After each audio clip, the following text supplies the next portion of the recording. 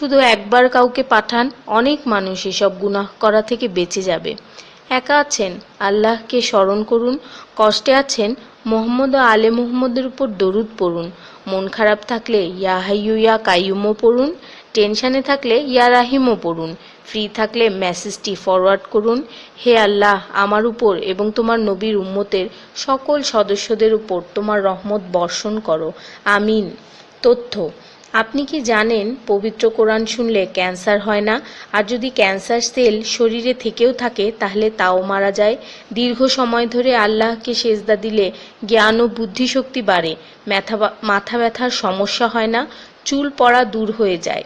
এই মেসেজটি ফরওয়ার্ড করতে শয়তান আপনাকে বাধা দিবে, কিন্তু আপনি এটা হতে দিবেন না। আর সব কন্ট্রাক্ট নাম্বারে সেন্ড করে দিন। কোরআন ও নবীর সুন্নত ও তার সম্মানিত সাহাবী এবং আহলে বাইতের অনুসরণ করুন। ক্যান্সার একটি ভয়ঙ্কর রোগ। অনেক মানুষ আছে যারা নিজেরাই এটাকে দাওয়াত দিয়ে নিয়ে আসে। ছোট অথচ সাধারণ কিছু পদক্ষেপ গ্রহণ করলেই এই রোগ থেকে বাঁচা যায়। বেশিরভাগ মানুষ খাবারের পরপরই পানি পান করে নেয়।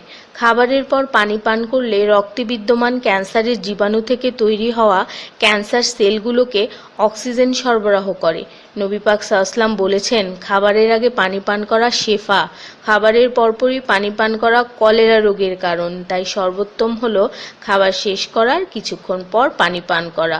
তিনি আরও বলেছেন, 1 চিমটি লবণ খেয়ে খাবার শুরু করো আর 1 চিমটি লবণ দিয়ে খাবার শেষ করো।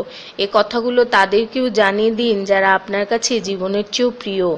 যদি কোনো ব্যক্তি ঘুমানোর সময় 21 বার বিসমিল্লাহির রহমানির রহিম পড়ে, আল্লাহ তখন ফেরেশতাদেরকে হুকুম দেন এই ব্যক্তির প্রতিটি নিঃশ্বাসের বদলে নেকি লেখা হোক।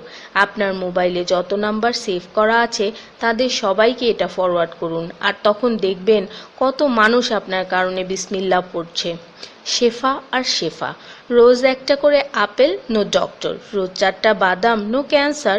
রোজ একটা লেবু, নো ফ্যাট। রোজ 1 glass milk, no bones problem. রোজ 12 গ্লাস পানি, নো স্কিন প্রবলেম। রোজ 4টা খেজুর, নো উইকনেস। রোজ 5 ওয়াক্ত নামাজ, নো টেনশন। রোজ কোরআন অর্থসহ তেলাওয়াত, happy and happy. So don't stop forward please.